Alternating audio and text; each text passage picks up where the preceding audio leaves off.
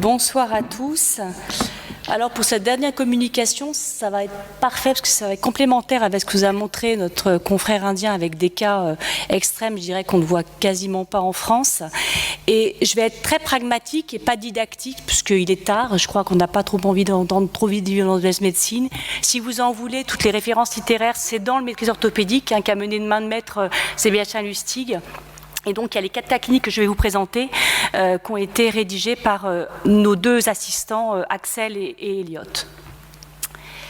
Alors, globalement, en gros, le but de cette communication, c'est vraiment, encore une fois, je le répète, d'être pragmatique, c'est d'analyser finalement le varus que vous avez, qui peut parfois sembler très simple, et pour avoir votre feuille de route, votre plan de vol avant de décoller.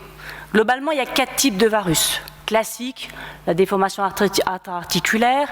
Le type 2, la déformation intra-articulaire, mais il commence à avoir une laxité de la convexité. Le type 3, avec une déformation mixte, intra- et extra-articulaire. Et puis le type 4, où c'est un mélange de tout, la déformation intra-articulaire, extra-articulaire, avec une laxité de la convexité.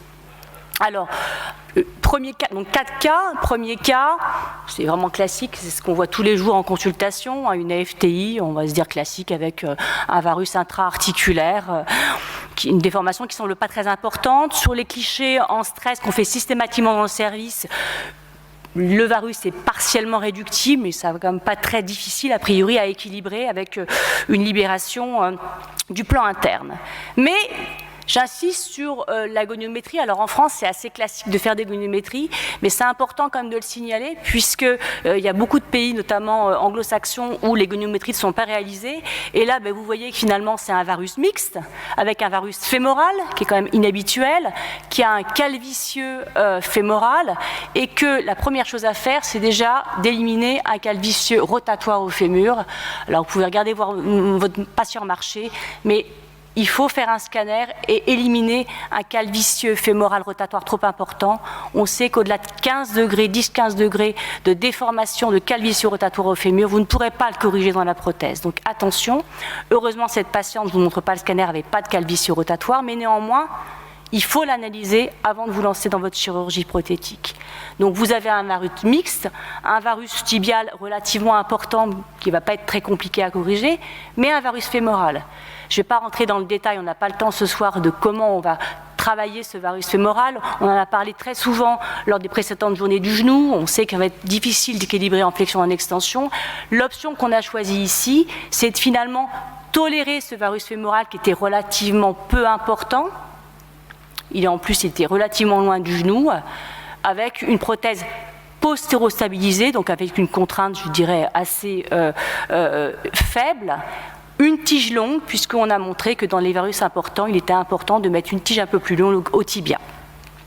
Le cas numéro 2 semble aussi assez simple, un varus avec une usure interne, pas de chose bien particulière, partiellement réductible quand même, on se dit il y a quand même un peu de varus peut-être extra-articulaire.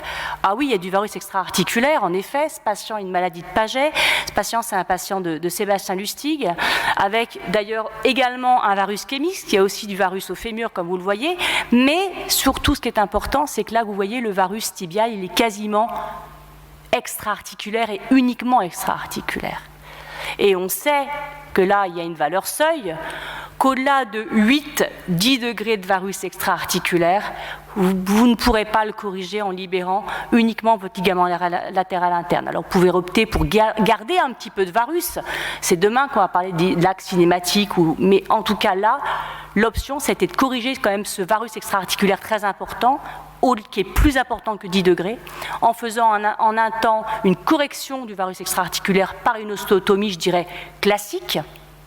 Et on arrive sur un genou avec un varus intra-articulaire assez simple et de mettre dans ce cas-là une prothèse postéro-stabilisée avec une tige bien entendu un peu plus longue pour ponter le trait d'ostéotomie. Le cas numéro 3, un varus intra-articulaire a priori important, une perte de substance importante, partiellement réductible, mais là ce que je dirais important dans ce varus de 20 degrés, c'est on voit qu'il y a une laxité de la convexité. Le défect finalement intra-articulaire interne ne va pas être très compliqué. Le problème, c'est le plan externe. Et donc là, du fait d'un plan externe un petit peu défaillant, il a été décidé d'augmenter la contrainte et de passer en CCK. Un dernier cas, une de mes patientes avec, vous voyez, une patiente qui a été multi-opérée dans un autre pays, je dirais peu importe, avec un calvicieux au fémur et au tibia, avec une déformation au tibia intra-articulaire mais très importante, un calvicieux métaphysaire, et puis on a surtout un valgus fémoral également très important.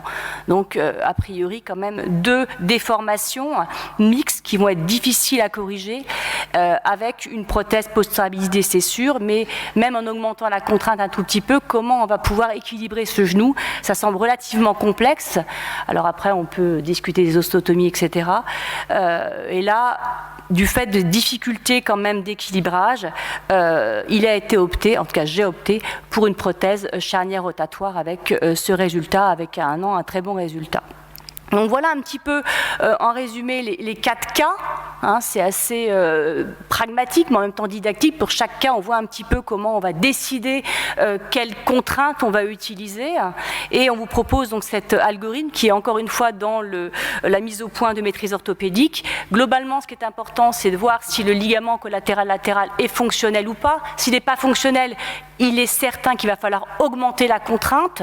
Et là, choisir entre une CCK, voire une charnière rotatoire. Si votre plan externe est compétent, eh bien dans ces cas-là, il va falloir analyser votre varus extra-articulaire et on sait très bien par l'évidence médecine qu'au-delà de 8-10 degrés de varus extra-articulaire, il va falloir sans doute en tout cas décider ou réfléchir à une osteotomie de correction du varus extra-articulaire. Je vous remercie.